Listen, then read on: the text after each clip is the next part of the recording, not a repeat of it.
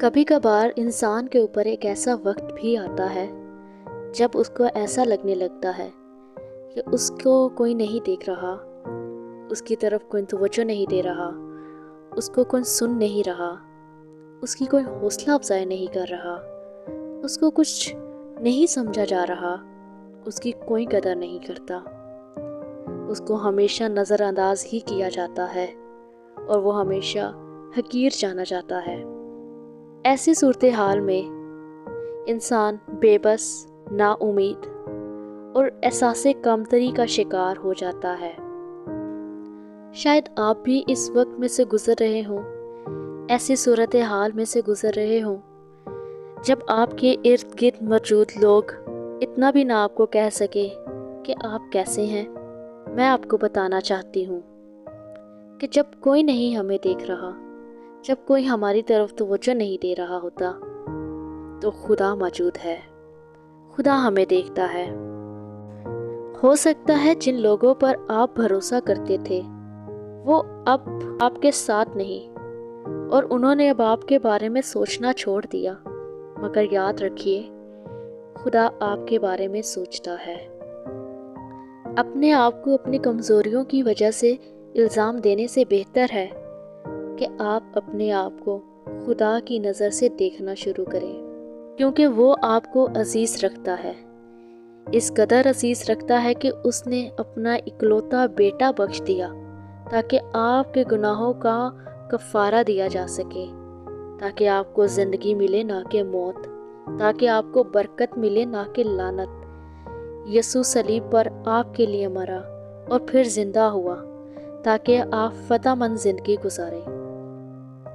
زندگی کے ان کمزور ترین لمحات میں جب آپ ٹوٹ چکے ہوتے ہیں، صرف ایک ہی جواب ہے اور وہ ہے یسوع مسیح۔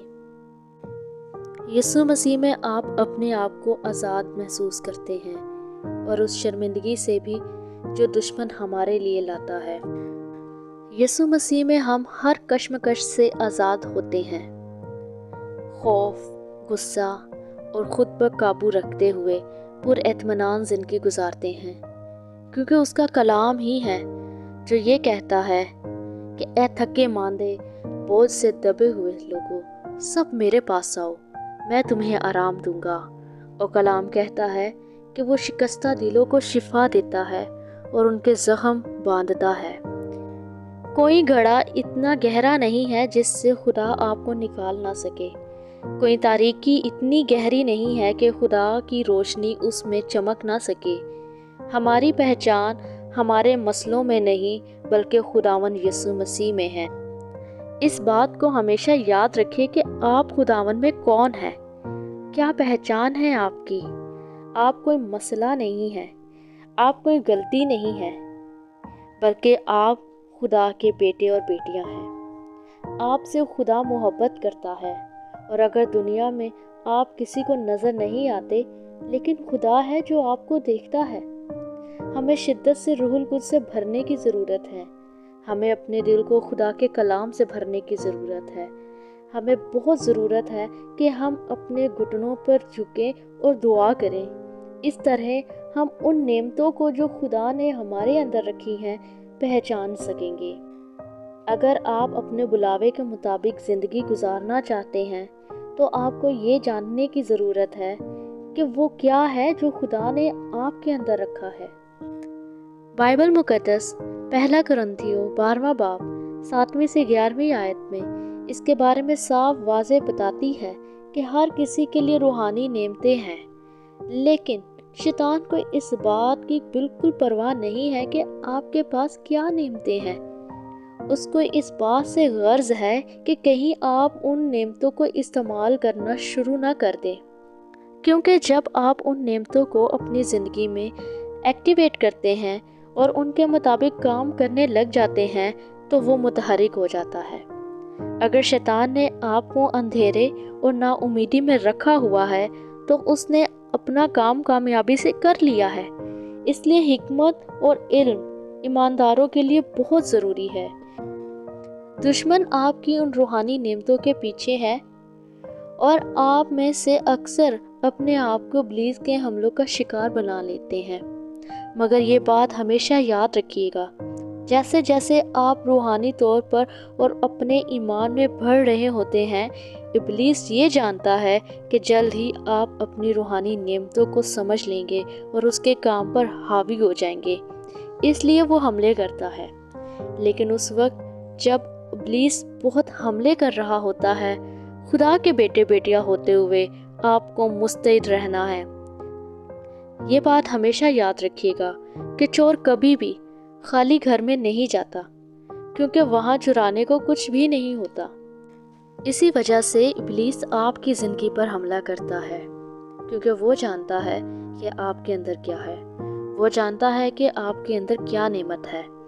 دشمن ان مسیحیوں سے نفرت کرتا ہے جو اپنے بلاوے کے مطابق چل رہے ہیں اور جو خدا کی روحانی نعمتوں کو پوری حلیمی اور دیانتداری کے ساتھ استعمال کر رہے ہیں، صرف خدا کے نام کو جلال دینے کے لیے۔